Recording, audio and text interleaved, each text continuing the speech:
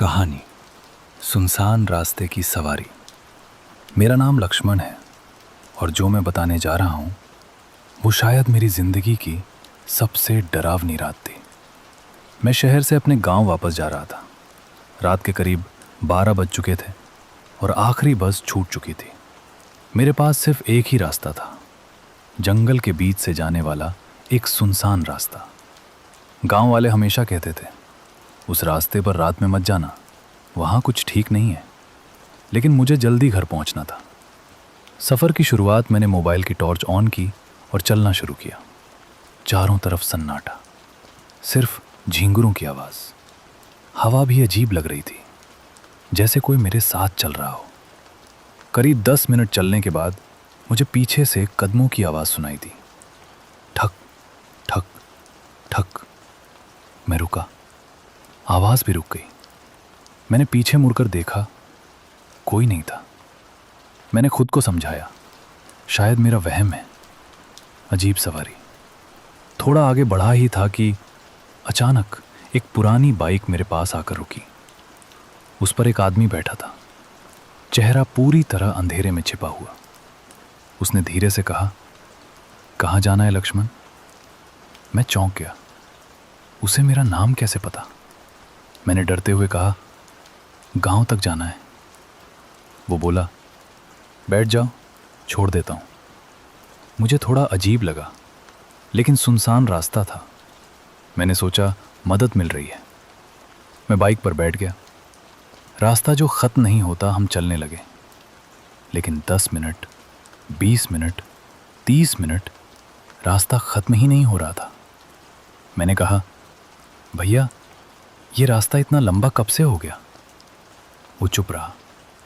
मैंने उसके कंधे पर हाथ रखा। उसका शरीर बर्फ की तरह ठंडा था। सच्चाई का डर, मैंने डरते हुए उसका चेहरा देखने की कोशिश की, और जो मैंने देखा, मेरी सांस रुक गई। उसका चेहरा पूरा जला हुआ था और आंखें काली। वो धीरे से हंसा।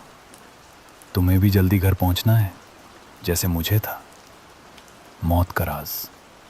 मैं चिल्लाया, बाइक रोको! लेकिन बाइक और तेज हो गई। उसने कहा, सालों पहले मैं भी इसी रास्ते पर एक्सीडेंट में मरा था। कोई नहीं रुका मेरी मदद के लिए। अब जो भी यहां से गुजरता है, उसे मैं अपने साथ ले जाता हूं। भागने की कोशिश मैंने हिम्मत करके चलती बाइक से कूदने की कोशिश की, लेकिन जैसे ही मैंने कूदना चाहा, मुझे लगा किसी ने मुझे पकड़ लिया हो। उसकी आवाज़ आई, अब बहुत देर हो चुकी है।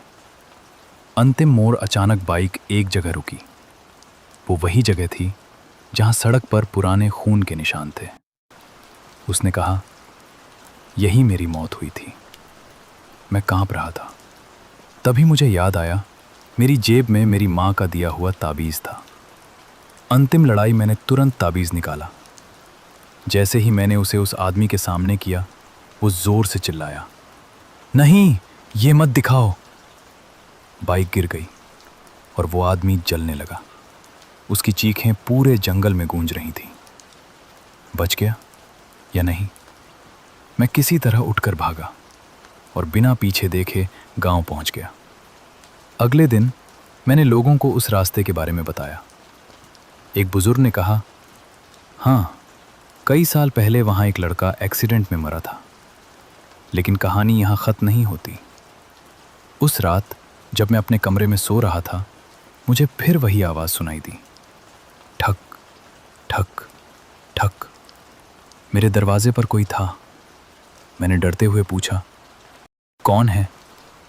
बाहर से आवाज़ आई, लक्ष्मण, चलो, इस बार मैं तुम्हें छोड़ने आया हूँ। अंत या शुरुआत? अगली सुबह मेरे कमरे का दरवाज़ा खुला था, लेकिन मैं गायब था।